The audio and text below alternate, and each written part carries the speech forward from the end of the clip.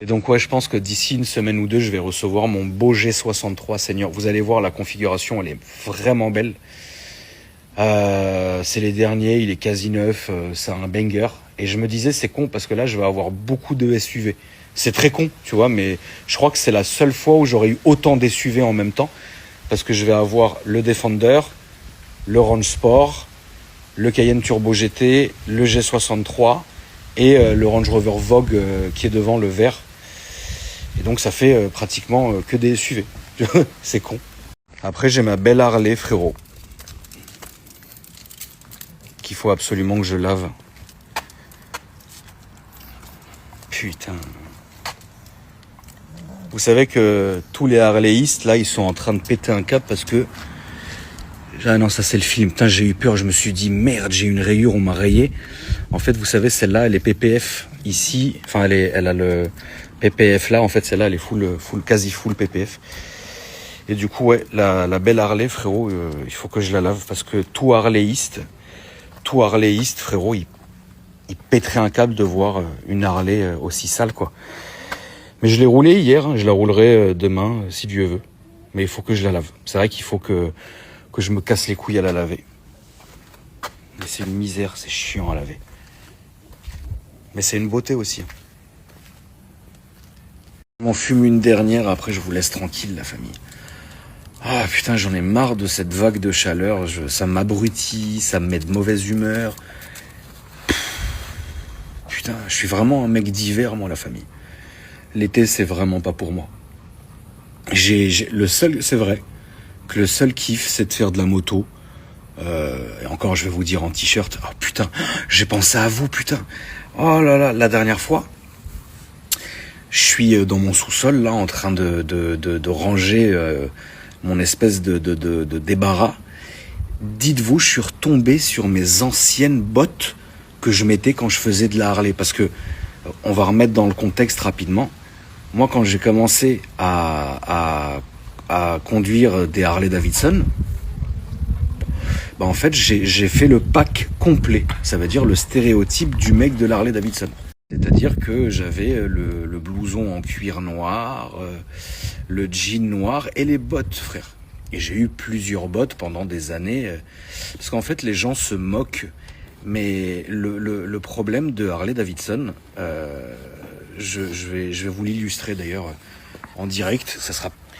Le problème de Harley Davidson, c'est que quand tu es dessus,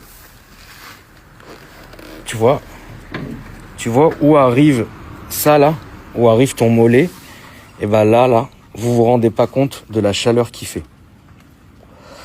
Et le fait est d'avoir des bottes qui sont hautes en cuir, ça va te protéger énormément de la chaleur, tu vois. Là, la famille, j'ai coupé ma story parce que j'ai eu un appel du frangin GMK justement. Et comme on s'appelle 10 fois par jour pour faire le point. Là, ça le saoulait, il a fait 350 km en GS aujourd'hui. Et il m'a dit, ouais, j'ai pris le vent. Je dis, achète une Harley. Si tu veux faire de la longue route en moto, achète une Harley. Tu vas t'asseoir, tu vas mettre le CarPlay, tu vas pas prendre de vent et ça sera très bien. J'essaye de lui cloquer une Harley. La famille, s'il vous plaît, faites-moi rouler GMK en Harley. Honorez-moi, la famille. Qu'est-ce que t'as? Saloperie. Saloperie vivante. Saloperie.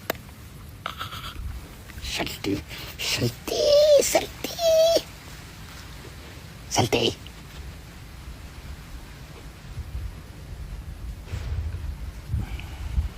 Et donc ce que je vous disais, c'est que à l'époque, quand j'ai commencé à rouler en Harley Davidson, bah, j'étais full habillé, tu vois. Bon, aujourd'hui, je conduis comme ça. Hein. La seule chose que je fais, c'est... pardon, Lolo. Je t'ai écrasé le pied, désolé, mon gros chat. Bah, arrête, fais pas non plus trop de cinéma, toi aussi. Oh là là, mais quelle princesse. La seule chose que je fais, c'est mettre le truc en caoutchouc sur mes baskets pour pas me les saccager, tu vois. Ça va trop vite, frère. Moi, après, sur Harley, on a les doubles sélecteurs, vous savez, premier en bas et le reste au talon, tu vois. Mais ça, je l'utilise jamais. Je préfère rester normal.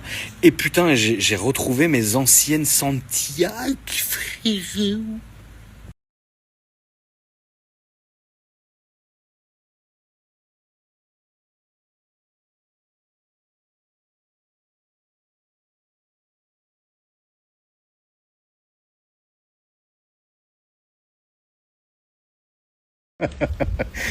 Frère, mais oui, mais j'étais matrixé, mon frère.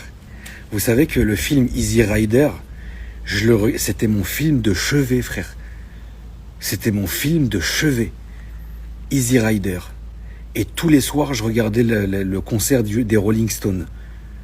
Un concert, mon frère. Un concert qu'ils ont fait. Ah, c'est sûr, moi j'aurais été à ce concert-là, je serais mort, frère. Ah, frérot, il y avait les Hells qui faisaient la sécu du concert. Ça rigolait pas du tout. Putain, en fait, moi je suis vraiment... En fait, vous savez quoi? Moi j'aurais dû, pour exceller, vivre, avoir 30 ans dans les années 80 et vivre au Texas. Là, on aurait été au maximum, frère. Ouais, dans une époque comme ça, où tu te peins les cheveux en bleu et que tu t'encules pour te dire bonjour, c'est pas une époque pour moi, quelque part. Frère, ça, c'était une vraie époque, frère. Non, mais est-ce que vous vous rendez compte? Enfin, on est devenu...